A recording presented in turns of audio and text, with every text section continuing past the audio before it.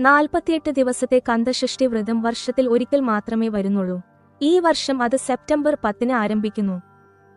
കന്ദഷഷ്ടി വ്രതാനുഷ്ഠാനം വഴി ദീർഘായുസ്, വിദ്യ, സദ്ഗുണങ്ങളുള്ള സന്താനങ്ങൾ, സന്താനഭാഗ്യം, രോഗശാന്തി, കാര്യസാധ്യം, ഗ്രഹദോഷ പരിഹാരം, പ്രത്യേകിച്ച് ചൊവ്വ ദോഷം, ദാമ്പത്യ ഭദ്രത തുടങ്ങിയ ഗുണങ്ങൾ ലഭിക്കുമെന്നാണ് വിശ്വാസം.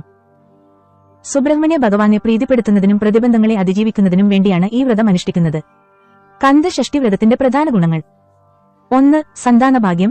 സന്താനങ്ങളില്ലാത്തവർക്ക് സന്താനഭാഗ്യം ലഭിക്കുമെന്നും കുട്ടികൾക്ക് ശ്രേയസ്സുണ്ടാകുമെന്നും വിശ്വസിക്കപ്പെടുന്നു. 2. കാര്യസാധ്യം. എല്ലാ കാര്യങ്ങളിലും വിജയം നേടാനും പ്രതിബന്ധങ്ങൾ അതിജീവിക്കാനും ഈ വ്രതം സഹായിക്കും. 3. ആരോഗ്യം. ദീർഘായുസ്സും നല്ല ആരോഗ്യവും ലഭിക്കാൻ ഇത് ഉത്തമമാണ്. 4. ജനിതക പ്രശ്നങ്ങൾക്കുള്ള പരിഹാരം. ദാമ്പത്യത്തിൽ അഭിപ്രായ വ്യത്യാസങ്ങൾ ഉള്ളവർക്ക് ദാമ്പത്യം ഭദ്രമാക്കാനും ഫെർട്ടിലിറ്റി പ്രശ്നങ്ങൾക്ക് പരിഹാരമെന്നും കരുതുന്നു. 5. ഗ്രഹദോഷ പരിഹാരം. പ്രത്യേകിച്ച് ചൊവ്വ ദോഷത്തിനും മറ്റ് ഗ്രഹദോഷങ്ങൾക്കും പരിഹാരമായി ഈ വ്രതം അനുഷ്ഠിക്കാം. 6. ദുരിത നിവാരണം. എല്ലാ കഷ്ടപ്പാടുകളിൽ നിന്നും വേദനകളിൽ നിന്നും സംരക്ഷണം ലഭിക്കുമെന്നും വിശ്വസിക്കപ്പെടുന്നു. 7. വിദ്യയും ജ്ഞാനവും നേടാനും ഇത് സഹായിക്കും. വല്ലഭമായ ഉത്തമമായ ഷഷ്ടിവ്രതം. 1. സുബ്രഹ്മണ്യ ഭഗവാനെ ഭക്തിയോടെ പ്രീതിപ്പെടുത്താനാണ് ഈ വ്രതം അനുഷ്ഠിക്കുന്നത്. 2. അനാരോഗ്യകരമായ ചിന്തകളും സ്വഭാവങ്ങളും ഒഴിവാക്കി ശുദ്ധിയും ഭക്തിയും പാലിക്കേണ്ടത് വ്രതാനുഷ്ഠാനത്തിന്റെ ഭാഗമാണ്.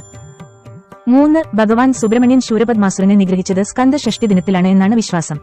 കന്ദഷഷ്ടി വ്രതം പൂജയെയും ഉപവാസത്തെയും കുറിച്ചുള്ള വിശദമായ നിർദ്ദേശങ്ങൾക്ക് ഞങ്ങളുടെ അടുത്ത വീഡിയോ കാണാൻ മറക്കരുത്.